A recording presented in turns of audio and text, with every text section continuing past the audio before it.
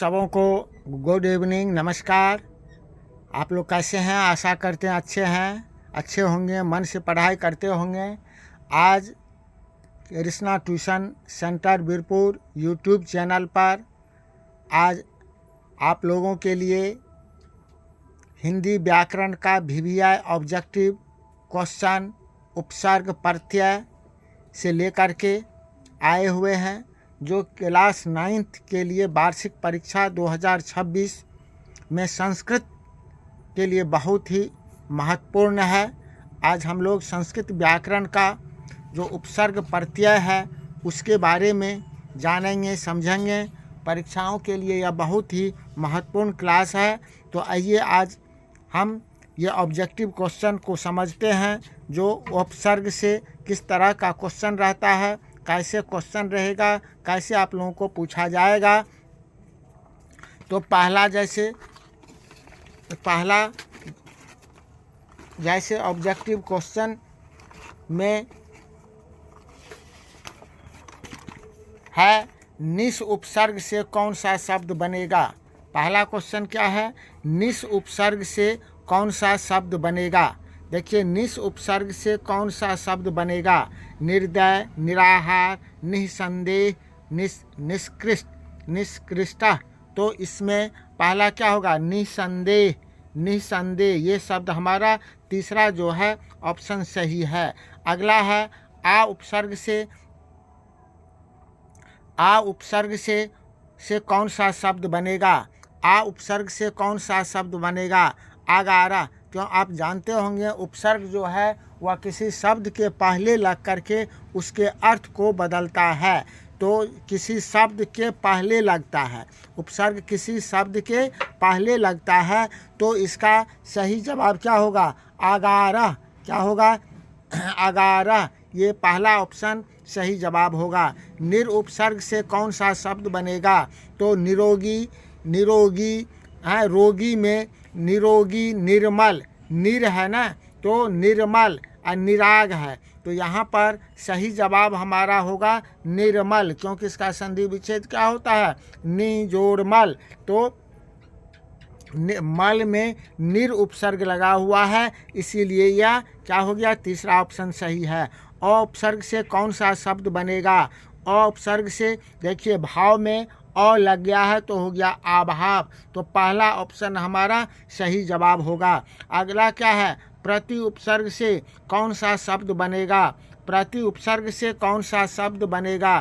तो प्रतिदीनम। सही जवाब क्या होगा? प्रति में दीनम में प्रति लगा हुआ है, तो सही जवाब हो जाएगा प्रतिदीनम। तीसरा ऑप्शन हमारा सही होगा। उप उपसर्ग से कौन सा शब्द बनेगा? तो मान में उप लगा हुआ है, तो उपमाना, ये सही जवाब हो गया। दुस उपसर्ग से कौन सा शब्द बनेगा? दुस में यहाँ पर देखिए दंत स्व है, दंत स्व है, इसीलिए दुशासन। पहला ऑप्शन हमारा सही होगा। दूर उपसर्ग से आठवां में क्या है? फिर दूर उपसर्ग से कौन सा शब्द बनेगा? तो दुर्जन। कौन सा शब्द बनेगा? इसका सही ऑप्शन क्या होगा? दुर्जन। तीसरा ऑप्शन 3 नंबर का सही जवाब होगा। अधि उपसर्ग से कौन सा शब्द बनेगा? तो कार में अधि लग गया तो अधिकारा हो गया, इसीलिए तीसरा ऑप्शन जो है यह सही जवाब होगा। दोष उपसर्ग से कौन सा शब्द नहीं बनेगा? इसमें कहता है कौन नहीं बनेगा? तो दुर्जन नहीं बनेगा, दुर्जन नहीं बनेगा। अगला क्या है? निर उपसर्ग से कौन सा शब्द बनेगा? निर उपसर्ग से कौन सा शब्द बनेगा? तो निर्दोष। निर्दोष में निर उपसर्ग है, पहला ऑप्शन सही जवाब होगा। आ उपसर्ग से कौन सा शब्द नहीं बनेगा? यहाँ पर है नहीं बनेगा, तो आहार, आचरण, आश्रम सब में है, इसीलिए अभिमान जो है इसमें आ उपसर्ग नहीं है। बी उपसर्ग से कौन सा शब्द निर्मित होगा? वी उपसर्ग से कौन सा शब्द? वी से क्या होगा? विरह, वियोग, विश्वकर्मा, इनमें से कोई नहीं। तो सही जवाब क्या होगा? वियोगा। ये सही जवाब होगा, वियोगा। अब देखिए प्रत्यय। प्रत्यय शब्द क्या है? प्रत्यय जो है किसी धातु के अंत में लग करके, किसी संज्ञा या सर्वनाम के अंत में, धातु के अंत में लग करके उसके अर्थ को जो बदल देता है उसे प्रत्यय कहा जाता है। तो प्रत्यय के बारे में जो जैसे गम में कत प्रत्यय लग गया है तो कौन सा शब्द बना? गम में कत प्रत्यय लगा तो क्या हो गया? गतः। गम में कत प्रत्यय लगने पर क्या हो गया? गतः। नहीं, ये तीसरा सही जवाब होगा। पा में यत प्रत्यय से कौन सा शब्द बनेगा? पा में यत, पेयम। क्या होगा? पेयम। 4 नंबर का ऑप्शन सही जवाब होगा। गम में तुमुन प्रत्यय से कौन सा शब्द बनेगा? जब तुमुन प्रत्यय लगता है तो तुम जो है धातु के अंत में शेष बचता है, इसीलिए गंतुम सही जवाब होगा। क्या होगा? गंतुम। अस्था में कत्वा प्रत्यय से कौन सा शब्द बनेगा? अस्था। जब कत्वा प्रत्यय किसी धातु के अंत में लगता है तो त्वा जो है वह शेष बच जाता है, और अस्था जो है वह तिष्ठ धातु का रूप है, इसीलिए इसका सही जवाब क्या होगा? यह अस्थित्वा। क्या होगा? तीसरा ऑप्शन ये अस्तित्व सही जवाब होगा। क्री में जब अन्यर प्रत्यय लग जाएगा तो कौन सा शब्द बनेगा? क्री में जब अन्यर प्रत्यय लग जाता है तो ये करणीय, यह सही जवाब होगा। वच में कत प्रत्यय लगने से कौन सा शब्द बनेगा? वच में कत प्रत्यय लगने से उक्तम बनेगा। पा में तुमुन प्रत्यय लगने से कौन सा शब्द बनेगा? पा में तुमुन शब्द लगने से पाठ में तुमुन शब्द लगने से क्या बनेगा? तो पठितुम बनेगा। 1 नंबर का ऑप्शन जो है हमारा सही जवाब होगा। पठितुम जो है वह सही होगा। दृश्य में कतबतु से कौन सा, जब दृश्य धातु में कतबतु प्रत्यय लगेगा तो कौन सा शब्द बनेगा? दृष्टवान। ये दूसरा ऑप्शन हमारा सही होगा। श्रु धातु में जब तमुन प्रत्यय लगेगा तो कौन सा शब्द बनेगा? तो हमारा श्रोतुम। ये 4 नंबर का ऑप्शन सही जवाब होगा, श्रोतुम। अब है जो ये तो है जो इसका प्रकृति प्रत्यय बताने के लिए कहा जाता है। जैसे भोगः का प्रकृति प्रत्यय। प्रकृति प्रत्यय का मतलब है इस भोगः में कौन धातु है और कौन सा प्रत्यय लगा हुआ है, ये बताना है। तो भोगा में जो है, देखिए भोगा में यह भुज धातु है और यों प्रत्यय है। भोगा में क्या है? भोगा में भुज धातु है और यों प्रत्यय है, इसीलिए यह तीसरा ऑप्शन सही जवाब होगा। यजमानः का प्रकृति प्रत्यय क्या होगा? यजमानः का प्रकृति प्रत्यय क्या होगा? यज धातु है और सानच प्रत्यय लगा हुआ है, इसीलिए यह तीसरा ऑप्शन सही जवाब होगा। नहीं, मानः मानम ये जो है सानच प्रत्यय में यह लगता है। अच्छा, सेब मानः का प्रकृति प्रत्यय क्या होगा? सेब मानः में सेब धातु है और सानच प्रत्यय है, इसीलिए दूसरा ऑप्शन हमारा सही जवाब होगा। रामः का प्रकृति प्रत्यय क्या होगा? रामः का प्रकृति प्रत्यय बताने के लिए तो रम धातु हुआ। रामः में क्या है? रम धातु है और धाय प्रत्यय है, इसीलिए यह पहला ऑप्शन हमारा सही होगा। शयानः का प्रकृति प्रत्यय क्या है? शयानः का सिंह धातु है और सानम प्रत्यय है, इसीलिए पहला जो है यह हमारा सही जवाब होगा। भूतः में प्रकृति प्रत्यय बताएं। भूतः में प्रत्यय बताएं। भूतः में कौन प्रत्यय है? भूतः में कौन प्रत्यय है? तो कत प्रत्यय है। भूतः में कत प्रत्यय है। गतः में कौन प्रत्यय? गतः पद में कौन सा प्रत्यय है? गम जोर अक्तिन, गम जोर कतबतु। अब देखिए यहाँ पर भूतः में क्या बताए थे और यहाँ पर फिर कत प्रत्यय बताए थे, और वही बात यहाँ पर जो है तो इसमें क्या होगा? गम जोर कत, इसीलिए तीसरा ऑप्शन हमारा सही जवाब होगा। पाठ्यम का प्रकृति प्रत्यय क्या है? पाठ्यम का प्रकृति प्रत्यय क्या है? तो पठ में नियत प्रत्यय है, इसीलिए यह पहला ऑप्शन सही जवाब होगा। कारक का प्रकृति प्रत्यय क्या है? कारक में यह कौन सा धातु है और कौन सा प्रत्यय लग करके बना हुआ है। तो कारक में यह कौन सा लबुन प्रत्यय है। यहाँ पर जो है थोड़ा सा ये लबुन प्रत्यय है, केरी धातु है, इसको ऐसे लिखना है, केरी धातु और जोड़ नौउल, नौउल, नौउल। यहाँ पर केरी और नौउल के बीच में ये जोड़ का चिन्ह देना है। नौउल प्रत्यय है। 2 नंबर का ऑप्शन सही जवाब होगा। अगला है पाठक का, पाठका का प्रकृति प्रत्यय बतावें। पाठका का, पाठक में क्या है, पाठका, पाठका में क्या होगा, पठ धातु है और नौउल प्रत्यय है। ये पहला ऑप्शन सही जवाब होगा, पहला ऑप्शन सही जवाब होगा।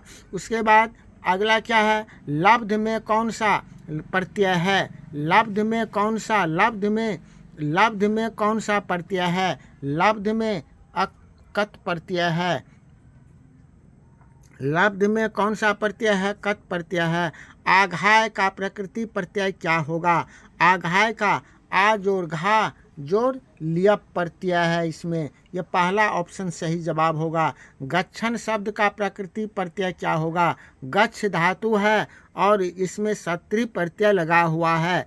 गच्छ धातु में सत्री प्रत्यय लगा हुआ है, इसीलिए दूसरा ऑप्शन सही जवाब होगा। आदाय का प्रकृति प्रत्यय क्या है। आ धातु है, दा प्रत्यय है, आ उपसर्ग है, दा धातु है और लियप प्रत्यय इसमें लगा हुआ है, इसीलिए पहला ऑप्शन जो है यह हमारा सही जवाब होगा। सेबमाना शब्द की व्युत्पत्ति क्या होगा। सेबमाना का सेब जोड़ सानच क्या होगा, सेब जोड़ सानच। मानसी, मानसी में कौन सा, अब जो है स्त्री प्रत्यय के बारे में हम लोग पढ़ेंगे। जो स्त्री प्रत्यय जो है, जब पुल्लिंग शब्दों में प्रत्यय लग करके स्त्रीलिंग बनाया जाता है तो उसे स्त्री प्रत्यय कहते हैं। तो वह अब जैसे मानुषी में कौन सा स्त्री प्रत्यय है।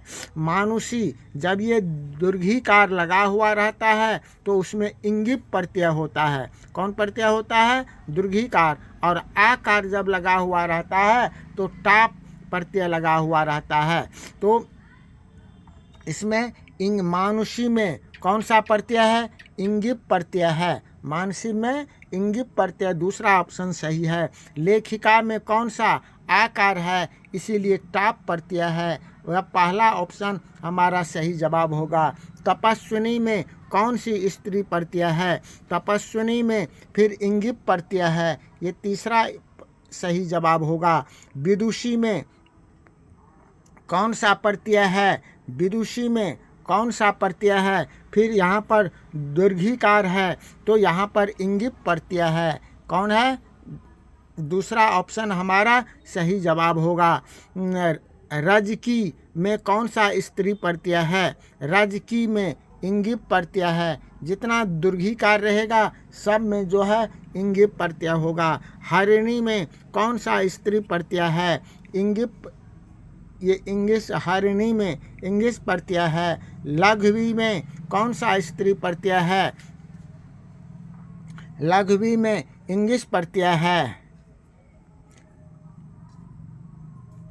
पहला ऑप्शन सही है। किशोरी में कौन सा स्त्री प्रत्यय है। किशोरी में इंगिप प्रत्यय है। कौन सा, इंगिप प्रत्यय। गायका शब्द का स्त्रीलिंग रूप क्या होगा। गायका, गायका शब्द, गायक शब्द पुल्लिंग है, इसका स्त्रीलिंग रूप हो जाता है गायिका, तीसरा ऑप्शन सही है। राजन शब्द का स्त्रीलिंग, राजन शब्द का स्त्रीलिंग रूप क्या होगा। राजन शब्द का स्त्रीलिंग रूप क्या होगा, राज्ञी। राजन शब्द का क्या होगा, राजन शब्द का स्त्री रूप राज्ञी होगा, राजा का राज्ञी। मातुल शब्द का स्त्रीलिंग रूप क्या होगा। मातुल शब्द का मातुलानी क्या होगा, मातुलानी। ये सब परीक्षा में, आपके आगामी परीक्षा में संस्कृत में में पूछने वाला है, इसीलिए इसे ध्यान से सब कोई जो है नोट कर लीजिएगा और कंप्लीट कर लीजिएगा। इसके बाद क्या है, अगला है अगला है अश्व शब्द का स्त्रीलिंग रूप क्या होगा? अश्वा। अश्व का क्या होगा? अश्वा। पहला ऑप्शन हमारा सही जवाब है। किशोर शब्द का स्त्रीलिंग रूप क्या होगा? किशोरी। किशोर शब्द का क्या होगा? किशोरी। दूसरा ऑप्शन हमारा सही जवाब है। शूद्र शब्द का स्त्रीलिंग रूप क्या है? शूद्र शब्द का स्त्रीलिंग रूप क्या होगा? शूद्रा। शूद्र का क्या होगा? शूद्रा। युवन शब्द का स्त्रीलिंग रूप क्या होगा? युवन शब्द का युवती। युवन शब्द का स्त्रीलिंग रूप युवती। आचार्य शब्द का स्त्रीलिंग रूप क्या होगा? आचार्या, आचार्यनी। क्या होगा? आचार्य शब्द का स्त्रीलिंग रूप क्या होगा? आचार्या। क्या होगा? आचार्या। ये तीसरा ऑप्शन सही जवाब होगा। सूर्य शब्द का स्त्रीलिंग रूप क्या होगा? सूर्या। क्या होगा? सूर्य का स्त्रीलिंग रूप? सूर्या। तीसरा ऑप्शन। नेता शब्द का स्त्रीलिंग रूप क्या होगा? नेत्री। नेता का क्या होगा? नेत्री। तो इस तरह से आज हम लोग ये इम्पोर्टेंट महत्वपूर्ण प्रश्न सब को पढ़े हैं, देखे हैं। आप लोग इसे कंप्लीट कर लीजिएगा ताकि आने वाले परीक्षा में इस उपसर्ग प्रत्यय से एक भी प्रश्न आप लोगों का न छूट पावे। इसी आशा के साथ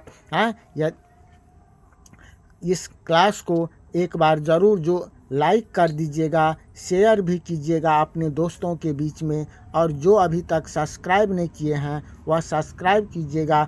इसी आशा के साथ आप तमाम छात्र छात्राओं को बहुत बहुत धन्यवाद, आशीर्वाद, ताकि आपका परीक्षा सफल हो, आपको अच्छा से अच्छा अंक प्राप्त हो। इसी आशा के साथ फिर मिलते हैं नेक्स्ट क्लास में। तब तक के लिए जय हिंद।